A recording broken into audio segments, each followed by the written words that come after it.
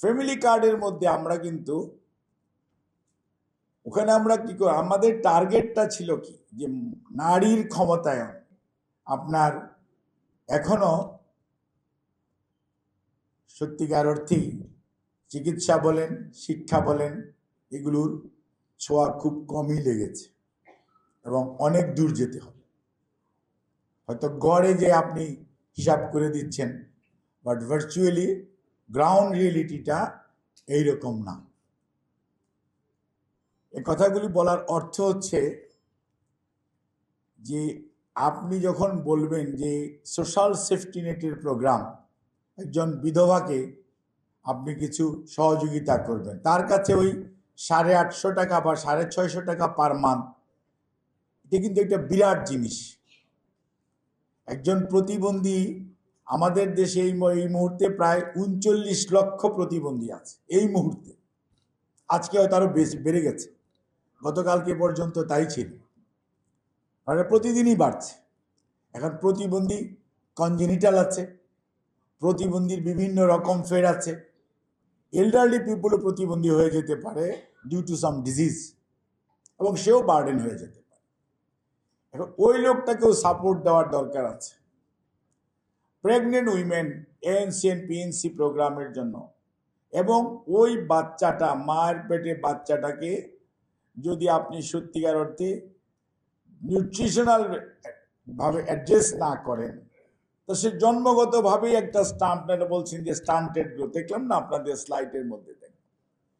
দেখুন, you need to address all this issue. খালি জন্ম নিলেই হলো না, তারপরে একটা সার্টিন পিরিয়ড পর্যন্ত তাকে সাপোর্ট করতে হবে, আদারওয়াইজ তো হবে না। এখন এটা 36 মাস পর্যন্ত গভর্নমেন্ট সাপোর্ট করতেছে। ফ্যামিলি কার্ডের মধ্যে আমরা কিন্তু ওখানে আমরা কি করি, আমাদের টার্গেটটা ছিল কি যে নারীর ক্ষমতায়ন, এবং একটা ব্যক্তি নয়, একটা পরিবারকে উন্নয়নের একক হিসাবে আমরা গড়ে তোলা। এবং ওই ফ্যামিলিতে সবচেয়ে যে বয়োজ্যেষ্ঠ নারী, যিনি সিদ্ধান্ত গ্রহণে যাতে ওনার রোল প্লে করতে পারে। ওই যে আপা যেমন বললেন যে inheritance law is a big debate, আমি ওই ডিবেটে এখন যাব না, কারণ ওই ডিবেটের যেহেতু এটা জাতীয় বিতর্কের প্রয়োজন আছে, এবং এটা এককভাবে, এটা আমার বক্তব্য হচ্ছে ইউ রেজ ইউর ভয়েস, তারপর আলোচনা হবে, জাতীয় ঐক্যমত হবে, then the question is coming the what will be the law of inheritance. এখন যে জিনিসটা নিয়ে আলোচনা করছিলাম, এখন আপনাকে তো অ্যাড্রেস করতে হবে ওটা। এখন আমাদের সমাজে যেটা আছে, এই যে একটা বিগ চাঙ্ক আমাদের ফিমেল পপুলেশন, এই পপুলেশনকে যদি আপনি এমপ্লয়মেন্টের কথা বলেন, এমপ্লয়মেন্ট তো দিতে হবে, বাট আমাদের মেয়েরা সবচেয়ে বেশি কাজ করে।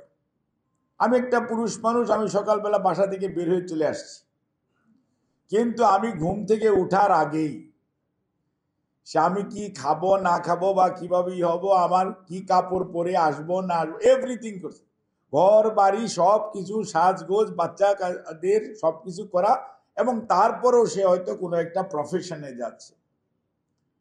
কাজে আমাদের মেয়েরা কাজ করে না বা অলস, এটা আই ডোন্ট বিলিভ।